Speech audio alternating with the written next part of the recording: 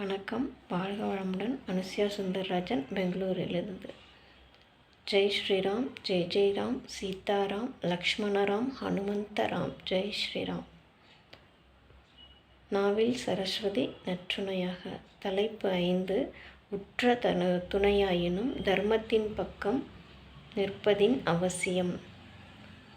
நம்மளோட இதிகாசங்கள் எல்லாமே ஒரு கதை, ராமாயணம்னு எடுத்துகிட்டு அது ஒரு கதை இல்லாமல் அதுக்குள்ளே சின்ன சின்ன குட்டி குட்டி கதைகள் நிறைய இருக்குது.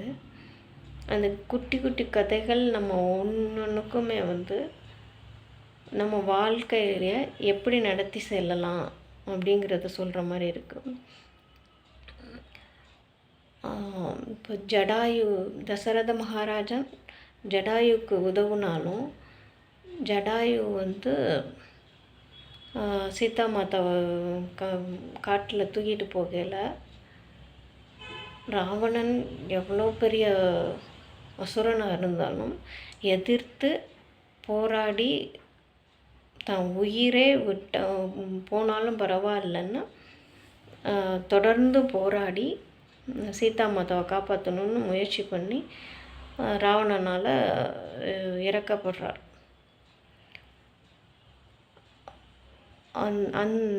ஜடாயுக்கு இறுதி கைங்கரியம் செய்கிறாரு ராமன். அது இந்த ஒரு சம்பவம் நமக்கு எந்த ஒரு துன்பம் நேர்ந்தாலும் இறுதி வரைக்கும் நம்மளோட நோக்கம் தர்மத்தின் பக்கம் இருந்ததுன்னா அது முன்னோக்கி செல்லணும் அப்படிங்கிறத காமிக்குது. இது மாதிரி தர்மத்தின் பக்கம் நம்ம எப்படி போகலாம் அப்படிங்கிறது பெரியவங்க சின்னவங்க அப்படின்னு இல்லாமல் நட்பு எல்லா வித கோணங்கள்லையும் ராமாயணம் நம்மளோட பயணிக்குது. ஒருவனுக்கு ஒருத்தி,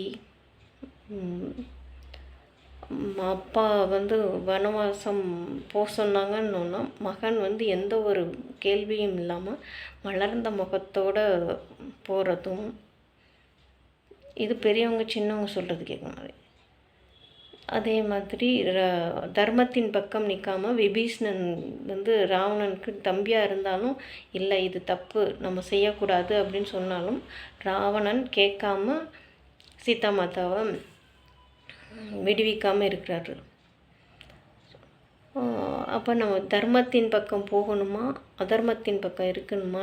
நம்ம ஒரு விஷயம் நமக்கு இப்போ இருக்க காலகட்டத்தில் நமக்கு ஒரு சில சஞ்சலங்கள் வந்தாலும் இது சரியா இது தவறான நமக்கு ஆசிலேட் ஆகிற மனம் வரையில் சற்று நம்ம யோசித்து தர்மத்தின் பக்கம் செல்லணுங்கிறத இந்த கதை நமக்கு உணர்த்துது. நன்றி, வணக்கம்.